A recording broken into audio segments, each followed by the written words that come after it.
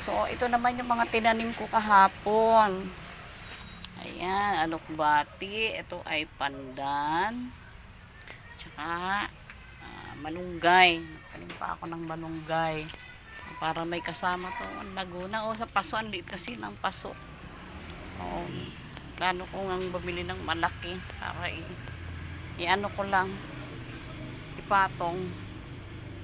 Kasi ang malunggay ayaw nang ginagalaw. So, pwede siyang i-ano mo lang dun sa malaking paso.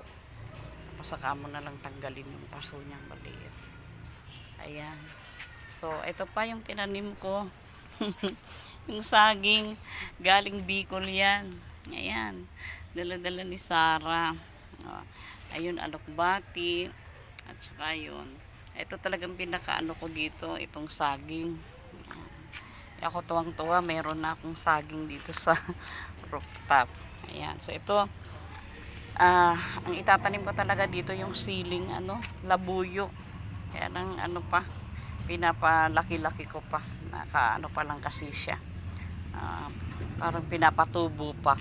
Ayan. Pag medyo malaki na, pwede na ditong ilagay. Ayan. So, salamat sa inyong pagsubaybay. Tuwang-tuwa naman ako dito sa daisy. Yan, namumulaklak na. O, ilang buwan din yan bago namulaklak. Ito naman, yellow, namulaklak ito. Alam nyo, tinutuka kasi sila ng ibon. Ang ibon, natutuwa sila sa bulaklak. O kaya may bulaklak na yan, yellow ang bulaklak niyan.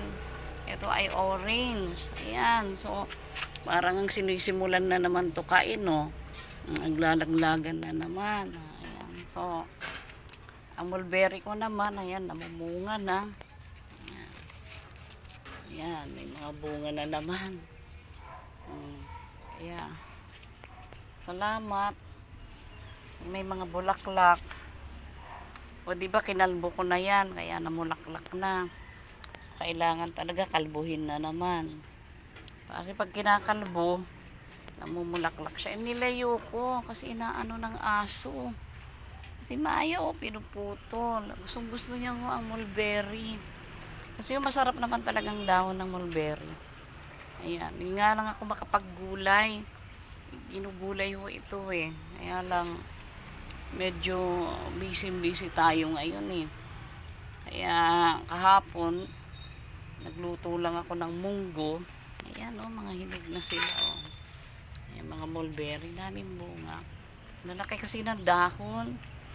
Yan, kailangan to alisin. Pag sobrang laki ng dahon nila, ayan, walang kabunga-bunga. Kailangan alisin. Salamat sa iyong pagsubaybay. Bye and God bless you.